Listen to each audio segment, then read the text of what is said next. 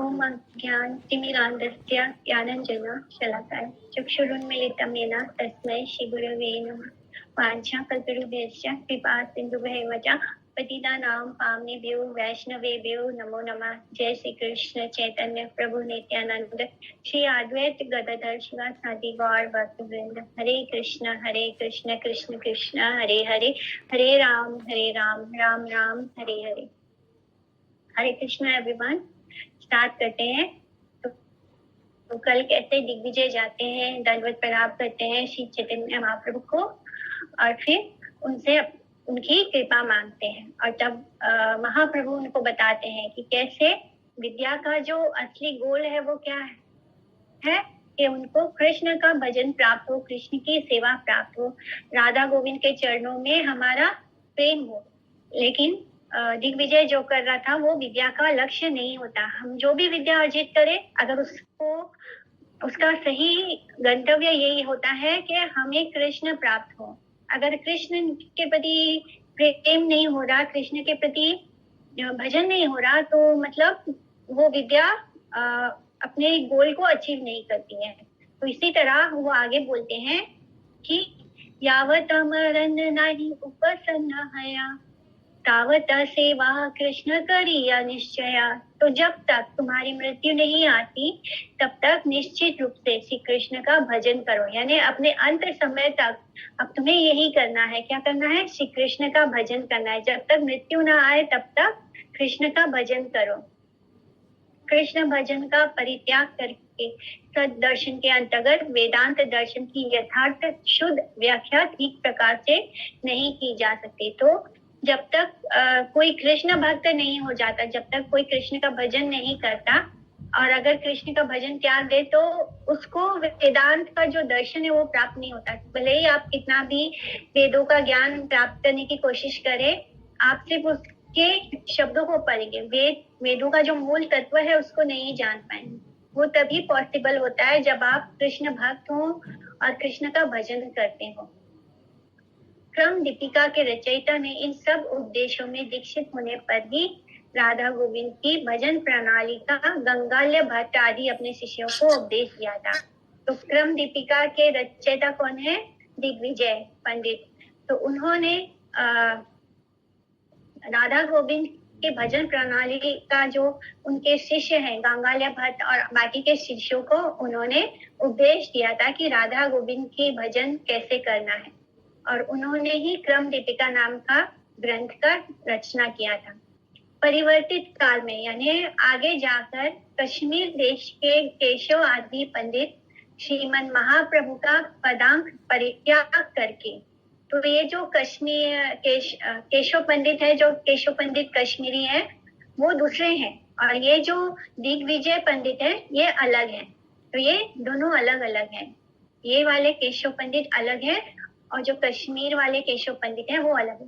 तो आगे के पूर्व परिवर्तित काल में कश्मीर देश के जो केशव आदि पंडित थे, उन्होंने श्रीमन महाप्रभु का पदांक परित्याग कर दिया था। उन्होंने उनके श्री चरणों का त्याग करके अन्य पथ पर चले गए थे, अलग रास्ता चुन लिया था उन्होंने। और श्रीमन महाप्रभु की कृपा ग्रहण से विमुख होकर केशव कश्मीरी आदि श्री निम्बार्क अभिमानी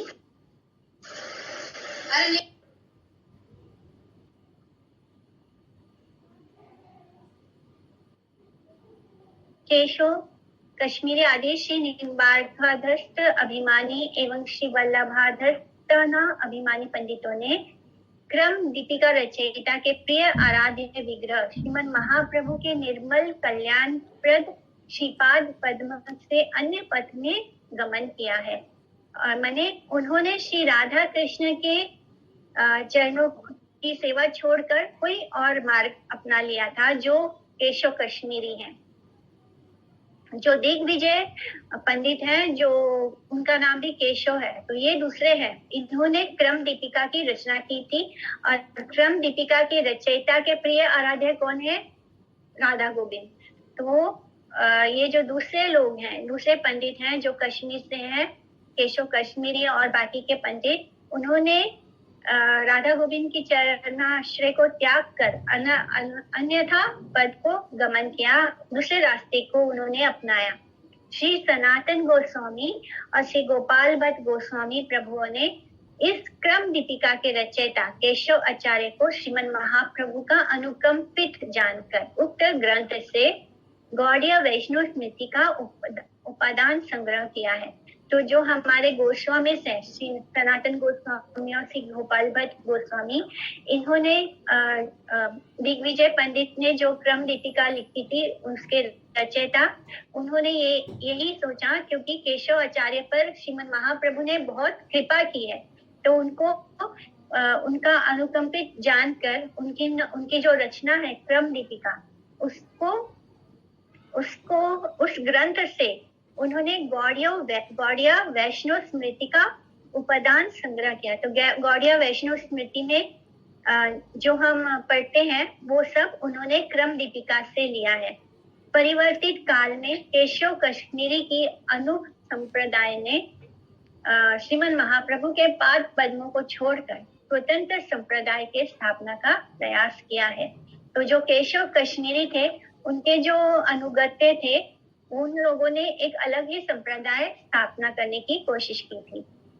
तेई से विद्या फल जानी है निश्चया, कृष्ण पाद पद में यदि चित्त वित्त रया। तो तुम निश्चय पूर्वक जान लो कि विद्या का फल तभी है जब श्री कृष्ण चरण कमलों में चित्त और वित्त रहे। तो हमारा जो धन है, हमारा जो मन है, हमारी जो बुद्धि है, वो सब कुछ कहाँ होना चाहिए? श्री कृष्ण के चरण कमलों में होना चाहिए। तो असली विद्या का फल यही होता है कि हमारा मन कृष्ण में लग जाए। महाउपदेश एक कहिलु तुम्हारे, सभे विष्णु भक्ति सत्य अनंत संसारे। तो मैं यह महाउपदेश तुमसे कह रहा हूँ, इस अनंत संसार में केवल श्री विष्णु भक्ति ही सत्य है और कुछ भी सत्य नहीं है। श्री गौर सुंदर ने कहा कि समस्त पांडित्य, धारणा एवं संपत्ति समूह को हरि सेवा में नियुक्त करने से ही जीव का परम मंगल होता है। यह महा उपदेश प्रपंच में नित्य काल श्री विष्णु सेवा का यथार्थ स्थापित करेगा। जगत में सभी कथाएं समय समय पर परिवर्तित और विनिष्ट होंगी, किंतु भगवान की नित्य सेवा प्रवृत्ति चिर काल तक अचला रहेगी, यानी वो कभी भी चेंज नहीं होगा। तो जो इस संसार का, इस ब्रह्मांड का जो सबसे बड़ा सत्य है वो यही है कि हमें भगवान विष्णु की ही सेवा करनी है।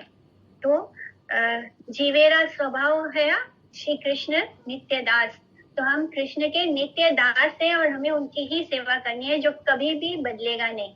समय के साथ बाकी सब चीजें बदल जाएंगी, किंतु ये सत्य कभी नहीं बदलेगा। एता बलि महाप्रभु संतोषिता हया, आलिंगन करिले द्विजे राधा दिया। इतना कहकर श्रीमद महाप्रभु ने प्रसन्न होकर विप्र को, दिग्विजय को आलिंगन बद्ध कर लिया। पाइया वैकुंठ नायकेरा आलिंगन, विप्रेला हैया सर्व बंध विमोचन। तो श्री वैकुंठ नाथ का आलिंगन पाकर विप्र समस्त बंधनों से विमुक्त हो गया। साक्षात भगवान उसको आलिंगन कर रहे हैं और वो पाकर वो इस संसार के हर बंधन से मुक्त हो गया। प्रभु बोले विप्र सभा दंभ परिहारी, भजा गिया कृष्ण सर्वभूते दया करी। तो प्रभु ने कहा, हे विप्र, सब दंभ का परित्याग करके सब प्राणियों पर दया भाव रखते हुए श्री कृष्ण का भजन करो। ये किछु तुम्हारे कही लेना सरस्वती, से सकला की छूना कही वा कहा प्रति। तो सरस्वती ने जो कुछ तुमसे कहा है उसके संबंध में किसी से भी कुछ मत कहना। तो गौरहरि भी उनको यही बात बोल रहे हैं। वेद गुह्य कही ले हया परमायुष्या, परलोके तारा मंद जानी हद निश्चया। तुम निश्चय मानो कि वेद के गूढ़ रहस्य का प्रकाशन करने से परम आयुष्य होती है तथा परलोक में भी उसका निश्चित अमंगल होता है। मंत्र का गूढ़ रहस्य प्रकाशित करने से इस लोक में किसी का वास्तविक कल्याण नहीं होता, अपितु वक्ता की रहस्य उद्घाटन चेष्टा के परिणाम से आयु का क्षय मात्र ही होता है। श्रद्धाहीन व्यक्तियों को परम गुह्य वेद मंत्र का अर्थ प्रदान करने पर वे सब दुर्भाग्य व्यक्ति मंत्र के अर्थ का अपव्यवहार करके प्राकृत बाउल सहजिया सम्राट आदिकों के मत को भक्तिपत रूप से प्रचारित करेंगे। इसलिए उन असत्य पात्रों को शिष्य करने के दोष से भी कुफल भोगना होगा। तो इस तरह जो वेदों के जो गूढ़ मंत्र होते हैं, जिनके अंदर मतलब जो कॉन्फिडेंशियल उसका मीनिंग होता है, अगर हम उसको सबके सामने प्रकट करते हैं तो क्या होता है, उससे हमारी आयु घट जाएगी और अगर हम मृत्यु को भी प्राप्त होते हैं तो उसके बाद जो जीवन होगा वो भी अमंगल होगा। और क्योंकि ये क्यों प्रकाशित नहीं करना चाहिए, क्योंकि सभी लोग ज्ञानी नहीं है। ये जो मंत्र होते हैं ये सिर्फ हमें उससे स्पिरिचुअल बेनिफिट नहीं होता, उससे मटेरियल बेनिफिट भी होता है, जिस कारण से इन जो रहस्यमयी कॉन्फिडेंशियल मंत्रों का जो कॉन्फिडेंशियल मीनिंग है उन्हें सबको नहीं बोलना चाहिए, क्योंकि अगर किसी ने उसका मटेरियल बेनिफिट के रूप में इस्तेमाल किया तो उसका जो पाप कर रहा है उसका फल भी हमें प्राप्त होगा, हमारी मृत्यु भी जल्दी होगी और उसके बाद का जो जीवन होगा वो भी अमंगल होगा। इसलिए जब भगवान कहते हैं कि इसको सब जगह प्रकाशित नहीं करना है तो वो इसलिए क्योंकि ऐसे आउल बाउल लोग होते हैं जो सहजिया होते हैं, जो दिखावा करते हैं भक्त होने का, वो इसका अलग तरह से फायदा उठाएंगे और जो गलत लोगों के पास वो जाएगा वो गलत काम करेंगे, उनके गलत कामों का फल भी हमें भुगतना होगा। पाइया प्रभुरा आज्ञा से ही विप्रावर, प्रभु रे करिया दंड प्रणाम विस्तारा, पुनः पुनः पाद पद्म करिया वंदना, महाकृत्य कृत हई चालीला ब्राह्मणा। तो वे विप्र इस प्रकार प्रभु की आज्ञा पाकर तथा प्रभु को अनेक दंडवत प्रणाम करके एवं बारंबार प्रभु के चरण कमलों की वंदना करते हुए महाकृत्य अपने आप को बहुत भाग्यशाली जान के कृत्य हो गए और वहां से चल दिए। प्रभुरा आज्ञा है भक्ति विरक्ति विज्ञान, से विप्रदेहे हैला अधिष्ठान। तो प्रभु की आज्ञा से उसी क्षण उन विप्र के शरीर में भक्ति विरक्ति और विज्ञान का अधिष्ठान हो गया। श्री गौर सुंदर की कृपा प्राप्त करके दिग्विजयी केशव भट्ट की सर्वात सिद्धि होगी। श्रीमद महाप्रभु को समस्त मंगलों के आकार जानकर प्रभु के पाद पद्मों का वंदन किया। प्रभु की शक्ति संचारित होने के बाद केशव भट्ट ने ईश्वर सेवा, परेशानुभूति, भगवदीतर व्यापार से विरक्ति आदि उत्तम गुण राशियों को एक साथ ही प्राप्त कर लिया। और यह सत्य है कि वे वैष्णव दीक्षा में दीक्षित हुए, किंतु उनके अधस्तनीय परिवर्ती काल में श्री गौर कृपा विहीन हो गए। जो उनके फॉलोवर्स थे, जो जिनको उन्होंने दीक्षा दी थी, वो वैष्णव गुणों को नहीं फॉलो किया, वो उससे पथ को छोड़कर अलग हो गए थे। लेकिन ये तो सत्य है कि जो दिग्विजय है उन्होंने वैष्णव दीक्षा में दीक्षित लिया, वो वैष्णव दीक्षा में दीक्षित हुए। तो ये लीला अत्यंत प्रसन्न है। अब अभक्त केशव भट्ट को भक्त करने के लिए यह लीला अत्यंत प्रसन्न है। That is very important. उस समय गौर सुंदर ने जगत में अन्य किसी पर भी भजन राज्य में अग्रसर करने की निमित्त कृपा नहीं की थी। मैंने उस समय तक उन्होंने और किसी पर ऐसी कृपा नहीं की थी कि उसको कहा हो कि वो भजन करे भगवान का। लेकिन सबसे पहले जिसको पर ये कृपा हुई वो केशव भट्ट है। केशव भट्ट ने श्री गौर पाद पद्मों से जिस कृपा को प्राप्त करने के बाद जो भजन प्रणाली प्राप्त की, वह आज भी उनके अधस्तनीय जनों के लिए आदर का विषय है। कोठा गेला ब्राह्मणेरा दिग्विजयी दंभ, विना हैते अधिक महिला विप्र नम्र। तो अब उन विप्र का दिग्विजय होने का दंभ, जो अहंकार था उन्हें कि मैं दिग्विजय हूँ, पता नहीं कहाँ चला गया, जाने कहाँ चला गया। अब तो वे ट्रेन से घास के तिनके से भी अधिक नम्र हो गए। जैसे ही भगवान के प्रति प्रेम प्राप्त होगा, मनुष्य जो है वो ऑटोमेटिकली विनम्र हो जाएगा, प्रिंस से भी अधिक विनम्रता आ जाती है उसमें।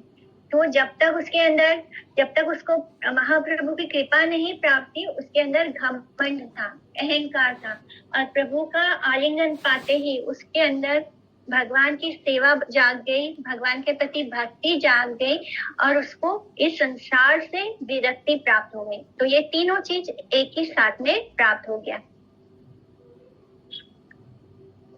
हस्ती घोड़ा डोला धना यते का संभारा, पात्र सात करिया सर्वस्व अपनारा, चाली लेना दिग्विजयी हया संगा, हेना मते गौर सुंदर रेरा रंगा, श्री गौरांग सुंदरेरा रंगा। हाथी घोड़ा पालकी धन एवं जो कुछ भी सामान उन विप्र के पास था, वह सब उन्होंने सत पात्रों को बांट दिया। जहां उन्होंने देखा कि जिसको उस चीज की जरूरत है, उनको वो चीज दे दी। उनके वो जब चल रहे थे तब उनके आगे पीछे हाथी घोड़े थे, पालकी में बैठे थे, और बहुत सारा धन था उनके पास, और बहुत सारे लोग भी आगे पीछे चल रहे थे। तो इस तरह उन्होंने सब, जो हाथी था, घोड़ा था, पालकी था, जो धन था, वो जो उनको पात्र लगा उसको दे दिया। दिग्विजयी निसंग होकर अकेले ही वहां से चल दिया, और आए थे तो पूरा उनका जो जैसे एक राजा की तरह वो आए थे, और जाते समय एकदम अकेले वहां से चल दिए। ऐसे ही श्री गौर सुंदर की लीला है। पात्र सात करिया अर्थात अपना सर्वस्व अन्य सत्य पात्र में प्रदान पूर्वक स्वयं निसंग अर्थात निष्किंचन हो गए। ताहाना कृपार ऐ स्वाभाविका धर्म, राज्य पद छाड़ी करे भिक्षु के कर्म। तो प्रभु की कृपा का यही स्वाभाविक धर्म है कि जिस व्यक्ति पर भी ये बरसती है, वह राज्यपाद का भी परित्याग कर भिक्षु बन जाता है और धर्म को ग्रहण कर लेता है।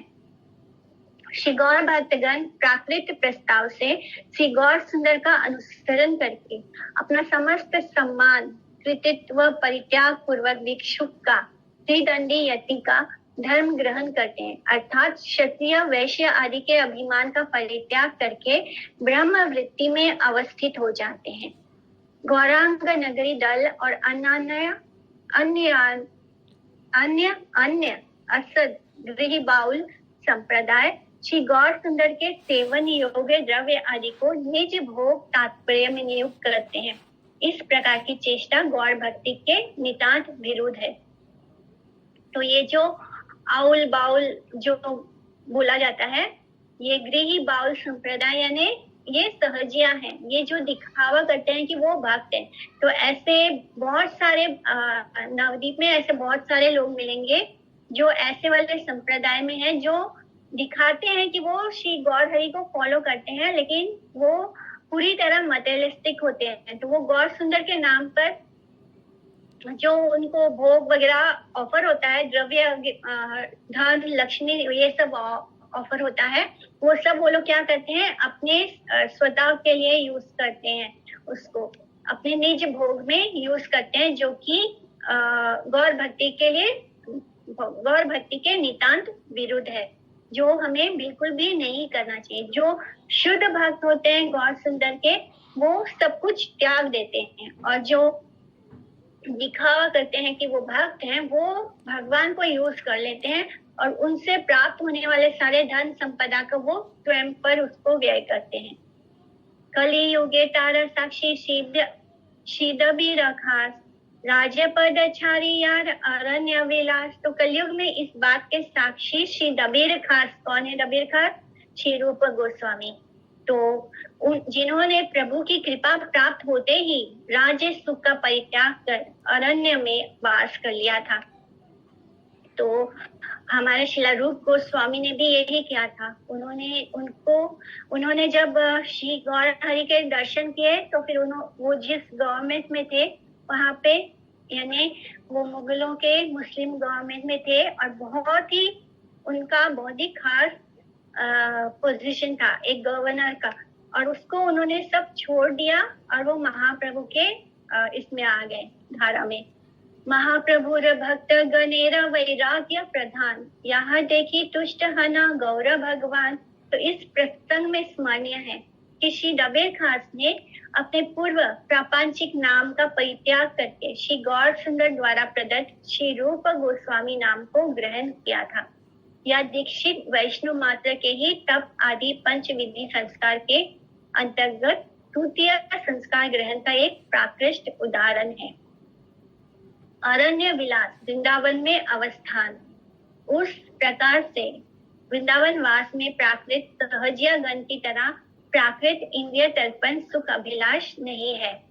तो जैसे मायापुर में है सहजिया, उनको बोलते हैं बॉल और बाउल संप्रदाय, गृही बाउल संप्रदाय, वैसे ही वृंदावन में जो है उनको सहजिया बोलते हैं। तो वहां भी जैसे कुछ लोग होते हैं जो पूरी तरह अपने आप को बोलते हैं कि मैं गोपी हूँ और गोपी की तरह ही ड्रेसअप होके रहते हैं, तो ऐसे लोगों को हम शुद्ध भक्त के कैटेगरी में नहीं मानते, क्योंकि जो शुद्ध भक्त होता है, प्रेम जो होता है, वो हमारा धन है, वो हमारा, जैसे हमारे पास जब हमारा पैसा आता है तो वो हम उसको दुनिया से छुपा कर रखते हैं, उसको सबके सामने प्रदर्शन नहीं करते।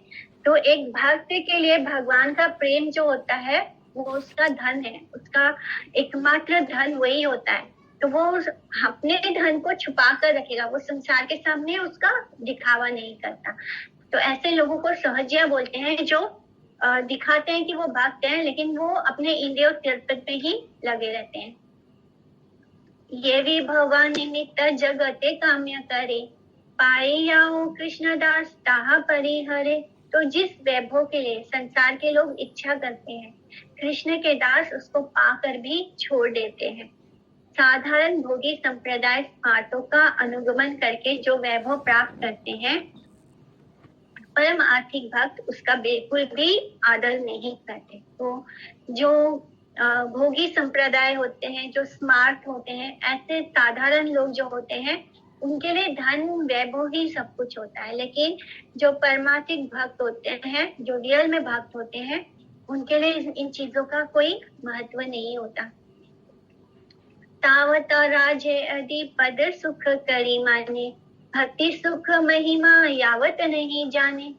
तो जीव राज्य यादि पद को तभी तक सुख रूप मानता है जब तक कि वह भक्ति सुख की महिमा से अवगत नहीं होता। किसी को भी तब तक ही संसार की चीजें अट्रैक्ट करती हैं जब तक कि वो भगवान की भक्ति से उसका भगवान की भक्ति में वो नहीं आता। जब हम भगवान की भक्ति को महसूस करने लगते हैं, उनके प्रेम को महसूस करने लगते हैं, तब अपने आप समझ में आ जाता है कि संसार में जो भी चीज है उसका कोई महत्व ही नहीं है, ये सब कुछ यही छूटना है। जो चीज यहाँ से मिलती है वो यहीं पे छूट जाती है। सिर्फ हमारी आत्मा क्या लेकर जाती है? भगवान का प्रेम ही लेकर आगे बढ़ती है, अपने कर्मों को लेकर आगे बढ़ती है। और कर्म भी तब छूट जाते हैं जब हम कृष्ण की भक्ति में आ जाते हैं। तो इस तरह भक्त को इन चीजों से कोई मोह नहीं होता। राज्य आदि सुखेरा कथा से ठाकुर का दूरे, मोक्ष सुखो अल्प माने कृष्ण अनुचरे। तो राज्य आदि के सुख की बात तो दूर, श्री कृष्ण के भक्त तो मोक्ष सुख को भी अल्प समझते हैं। तो जो कृष्ण भक्त होते हैं उनको मोक्ष भी नहीं चाहिए। मोक्ष में क्या होता है? मोक्ष में भगवान की सेवा नहीं मिलती, उसमें क्या, उस मोक्ष में भी कोई रिलेशनशिप नहीं होता। भक्त को क्या चाहिए? भले ही हमें जन्म कितना भी जन्म क्यों ना प्राप्त हो, तब भी हमें क्या चाहिए? भगवान की सेवा चाहिए। अगर सेवा नहीं है तो मोक्ष का लेकर क्या करना है? तो वो मोक्ष को भी तुच्छ मानते हैं। सेवोन्मुखी वृत्ति के उदय से शुद्ध भक्त चतुर्वर्ग का फल्गु, कैतव, छलना या कापट्य रूप से अभिज्ञान करते हैं। ईश्वरेरा शुभ दृष्टि बिना के छू नहीं, अतएव ईश्वर भजन वेदे कहे। हरि की शुभ दृष्टि के बिना कुछ नहीं होता, इसलिए वेद में श्री हरि भजन करने के लिए कहा गया है। यानी जब तक भगवान की दृष्टि हम पर ना पड़े तो उसके बिना तो कुछ भी नहीं होता है। इसलिए हमें क्या करना है? भगवान का भजन करना। अनर्थ युक्त जीव की अज्ञानता के कारण भगवत सेवा व्यतिरिक्त अन्य चेष्टाएं प्रबल रहती हैं। भगवान के अनुग्रह से ही जीवों को स्वरूप उपलब्धि होती है। उसके फल से वे ईश्वर सेवा को अपने एकमात्र कृत्य रूप से समझ सकते हैं। यह कथा वेद शास्त्रों में शौत पंक्तियों के निकट अभिव्यक्त हुई है। भक्ति रे वैना नयाति, भक्ति रे वैनम दर्शयाति, भक्ति वशा पुरुषो भक्ति सेवा भूषयति। तो यही बात लिखा है कि हमें अगर हमारे पास कृष्ण नहीं है तो बाकी सारा संसार भी पा ले तो उसका कोई मतलब नहीं है। तो हरि की शुभ दृष्टि के बिना कुछ भी नहीं होता।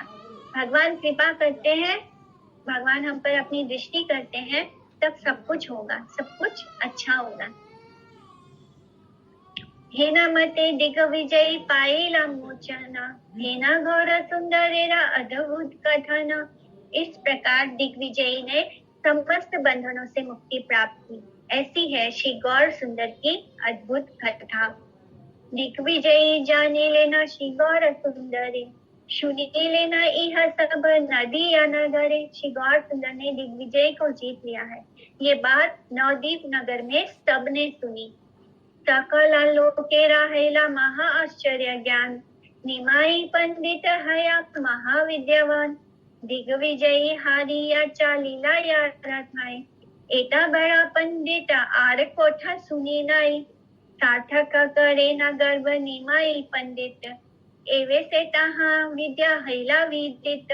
तो ये सुनकर सब लोगों को महाआश्चर्य होने लगा कि निमाई पंडित इतने बड़े विद्वान हैं, जिनसे कि दिग्विजय जैसा पंडित भी हार कर चला गया, जिससे कि पूरा नवदीप भय में बैठा था। उन सबको डर लग रहा था कि कहीं हम दिग्विजय से हार गए तो हमारे नवदीप का नाम खराब हो जाएगा।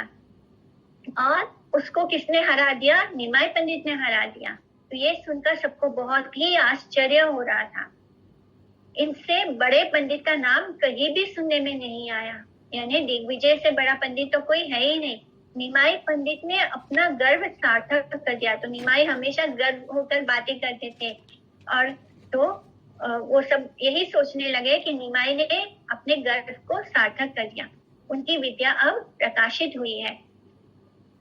केहा बोले ये ब्राह्मण यदि न्याय पड़े, भट्टाचार्य है तबे कखना नड़े। तो किसी ने कहा कि ये विप्र यदि न्याय पढ़ ले तो भट्टाचार्य बन जाएगा, यह बात अटल है। यानी अगर निमाई पंडित न्याय शास्त्र का अध्ययन कर लेगा तो वो भट्टाचार्य बन जाएगा।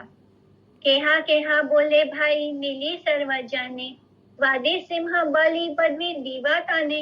तो कोई कोई कहने लगा कि भाई चलो सब मिलकर उनको वादी सिंह नाम का पदवी दे देते हैं।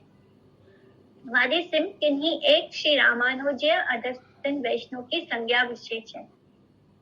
जो नाम रामानुज संप्रदाय को फॉलो करते हैं वहां पर ये एक तरह की उपाधि दी जाती है, वादी सिंह।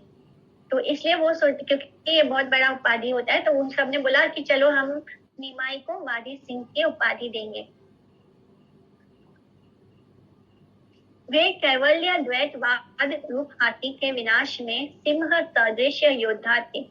इस स्थान पर ज्ञातव्य यह है कि पूर्व काल में जो कोई विचार मल्ल पंडित प्रबल परपक्ष को विचार द्वारा पराजित करने में समर्थ होते थे, वे ही वादी सिंह संज्ञा से अभिहित हुआ करते थे। यानी एक सिंह की भांति, एक शेर की भांति उन्होंने उस हाथी का विनाश कर दिया। इस कारण से क्या होता है, तो उस समय श्री रामानुज के जो भी फॉलोअर्स थे वो लोग जब विचारों का जो युद्ध होता है उसमें जो जीता था उसको वादी सिंह का नाम यानी टाइटल दिया जाता था। इसलिए सभी नवदीप वासियों ने सोचा कि हम सब मिलकर निमाई को वादी सिंह का टाइटल देंगे, पदवी देंगे। हेना से तहा अति माया बड़ाई, एकता देखी या हो जानी वरे शक्ति नाई। तो उनकी माया की बड़ाई इतनी अधिक है कि इतना सब प्रभाव देखने पर भी उनको जानने की शक्ति किसी में भी नहीं है। तो भगवान की माया ऐसी है कि सब कुछ सामने है, निमाई बार बार स्वयं ही खुद को बोलते रहते हैं अपने बारे में, किंतु कोई भी सब कुछ देख कर भी उनका प्रभाव ऐसा है माया का कि सब कुछ सामने होने के बावजूद कोई भी उनको नहीं जान पा रहा है। किसी में इतनी शक्ति ही नहीं है कि वो निमाई को जान पाए। तो आज की क्लास को हम यहाँ पे पॉज करते हैं, और हफ्ते भर में आप लोगों को कोई डाउट है तो आप पूछ सकते हैं, क्योंकि रोज क्लास ऐसे एंड हो जाती है तो हमें किसी से कुछ पूछने का भी मौका नहीं मिलता। So you can ask if there is any doubt, किसी को कोई भी डाउट हो तो पूछिए। हीरा, आपको कोई डाउट था ना, आप बोल रहे थे?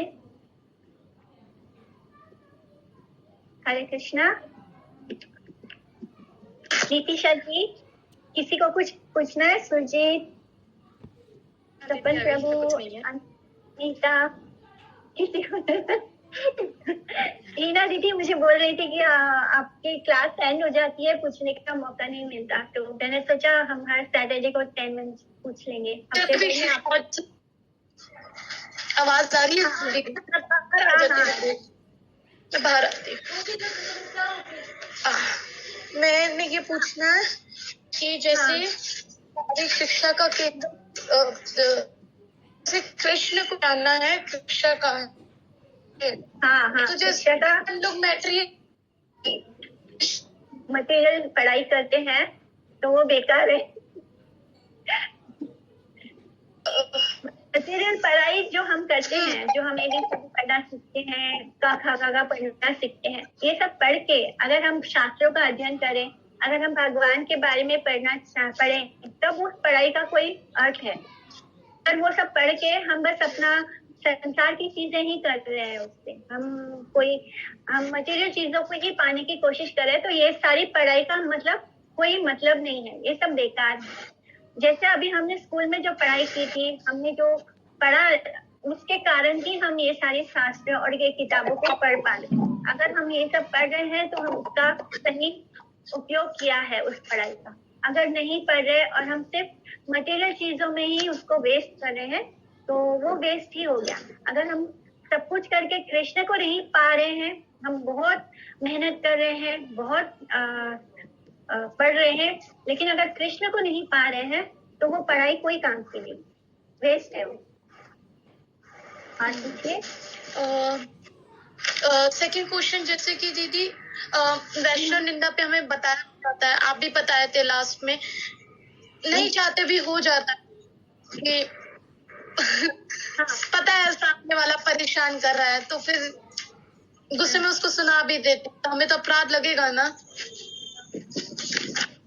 हाँ, अपराध तो लगेगा ना। अगर हमें निंदा में पड़ना ही नहीं, निंदा किसी की भी हो, आम इंसान की भी हो, जरूरी नहीं कोई वैष्णव हो, निंदा किसी की भी हो, वो हमें कुछ फायदा नहीं देती निंदा करने। जब कोई हमारी निंदा करता है, वो हमारे पाप अपने सर ले लेता है, वो हमको क्लीन कर देता है। इस बात को ऐसे मतलब टाइटली बांध के रख लो अपने अंदर कि जब कोई हमारी निंदा कर रहा है तो वो हमारा भला कर रहा है, क्योंकि वो हमारे पाप अपने सर ले रहा है। और जब कोई किसी वैष्णव की निंदा करता है, वो उस वैष्णव के 100 जन्मों के पाप ले लेता है। मतलब वैष्णव होने का इतना फायदा है कि अगर वो किसी वैष्णव की निंदा कर रहा है, अगर कोई हमारे साथ बुरा कर रहा है, तो वो कुछ बुरा नहीं कर रहा, वो हमारे बारे में बुराई कर रहा है, तो वो हमारे हिस्से का जो पाप है वो अपने सर पे ले रहा है, वो हमको मुक्त कर रहा है, हमारे पापों से मुक्त कर रहा है। तो इस तरह हम अपने सिंपल रिएक्शन से भी मुक्त होते जा रहे हैं। तो ये बात हमेशा याद रखो कि निंदा कर रहा है तो ये सोचना है कि वो हमें मुक्त कर रहा है, हमें साफ कर रहा है। इनफैक्ट कबीर का तो एक दोहा भी आता है ऐसे कि जो निंदक होता है वो बिना साबुन और पानी का ही हमें साफ कर देता है। तो ये आध्यात्म रूप में भी ऐसे है कि वो हमारे पाप अपने सर ले रहा है, वो हमारी जिस बात में निंदा कर रहा है उस तरह से वो हमें पापों से मुक्त कर रहा है। हमारे जो पाप हमें भोगने थे वो अब हमें नहीं भोगने होंगे, वो भोगेगा। और अगर हमने किसी वैष्णव की निंदा की तो समझ लो हम उसके 100 जन्मों के पाप अपने सर ले रहे हैं और फिर अपना दुर्गति कर लेंगे। इसलिए चुप रहो, शांत रहो, हरि नाम करो, भगवान तो सब देख रहे हैं ना। तो भगवान स्वयं कर लेंगे हिसाब किताब, उनसे अच्छा हिसाब किताब तो कोई नहीं कर सकता। तो अपने आप को ये याद दिलाते रहो कि जो बंदा हमारा निंदा कर रहा है वो हमारे को हमारा भला कर रहा है, क्योंकि वो हमारे पाप खुद भोगने वाला है। ठीक है, इस बात को आप याद रखो। नहीं, आपको ये याद रखना है, इट इज अ प्रैक्टिस। आप भक्ति में हो ना, तो आपको इन सब चीजों की प्रैक्टिस करनी होगी, सहनशीलता लानी है ना, तरोरपि सहिष्णुना। तभी तो भगवान ने ये शिक्षा दी है ना कि त्रिनादपि सुनिच्छेना तरोरपि सहिष्णुना। तो ये सहनशक्ति लानी है, लेकिन इसमें हमारा भला हो रहा है ये भी तो देखो। जो हमारी निंदा कर रहा है वो हमको मुक्त कर रहा है, और हम जल्दी भगवान को प्राप्त कर सकते हैं। यानी हमारे पाप कर्म कटते जा रहे हैं और हमारा हृदय जो है वो साफ होता जाएगा और हमारा भजन और अच्छा होता जाएगा। जब हम ये जान लेंगे ना वो हमारे पाप काट रहे हैं, तो हमारा भजन भी और अच्छा होगा, क्योंकि अब हमारे अंदर जो अनर्थ है वो जल्दी जल्दी कटता जाएगा, जल्दी खत्म होता जाएगा। तो इसमें हमारा फायदा हो रहा है, इस बात को याद रखना। फिर किसी पे गुस्सा नहीं आएगा, शांत रहेगा मन। ठीक है। हाँ, मुझे बस ये कि हाँ, औरों से पूछ लो कोई। नहीं पूछ लो। मैं केशव कश्मीरी पंडित और इसमें थोड़ा सा कंफ्यूज हो रही हूँ बार बार, दोनों एक अलग अलग है ना? हाँ, आज के क्लास में तो वही सुना समझ आया।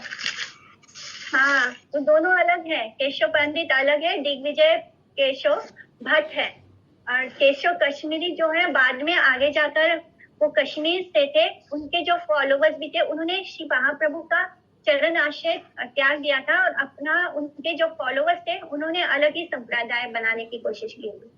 तो ये वाले जो केशव पंडित है, दिग्विजय पंडित, ये केशव भट्ट है, और इन्होंने जो पुस्तक की रचना की थी उसको तो शीला रूप सनातन गोस्वामी और श्री गोपाल भट्ट गोस्वामी ने उसको आगे जाकर उस पर वैष्णव के लिए क्या वैष्णव ग्रंथ लिखा है।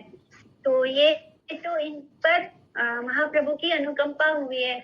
जिसको महाप्रभु ने साक्षात दर्शन दिया तो वो तो महाप्रभु का चरणाश्रय कभी नहीं त्यागेगा।